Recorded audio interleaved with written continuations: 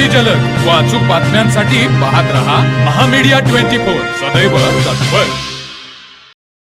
येत्या लोकसभा निवडणुकीच्या पार्श्वभूमीवर कोल्हापूर जिल्ह्यातील राजकीय समीकरणे बदलण्याची चिन्हे दिसत आहेत। हातकणंगले लोकसभा मतदारसंघातून भारतीय जनता पक्षाने संधी दिल्यास आपण निवडणूक लढवण्यास पूर्णपणे तयार आहोत, अशी महत्त्वपूर्ण घोषणा माजी मंत्री आणि आमदार प्रकाश आवाडे यांनी केली।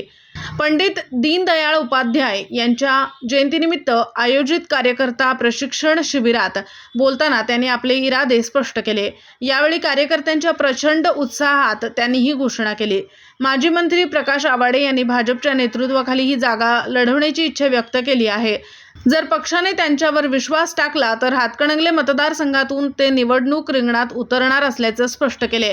प्रकाश आवाडे यांचा इचलकरंजी आणि परिसरातील मतदारसंघात मोठा प्रभाव आहे। वस्त्रनगरीतील कामगार आणि शेतकरी वर्गामध्ये असलेली त्यांची पकड पाहता त्यांची उमेदवारी झाल्यास हातकणंगलेमधील लढत अत्यंत चुरशीची ठरू शकते। आवाडे यांच्या या विधानामुळे आता भाजपचे वरिष्ठ नेतृत्व काय भूमिका घेते आणि मतदारसंघातील विद्यमान राजकीय समीकरणांमध्ये काय बदल होतात याकडे सर्वांचे लक्ष लागले आहे। महामीडिया 24 साठी मनोज अथणे, रुई। आत्ताच आपण भाजप स्वतंत्र खासदारकी निवडणूक लढवण्याची घोषणा केली आणि आपण निवडणूक लढवणार असल्याचेही मत मांडलं, याबद्दल स्पष्टीकरण का?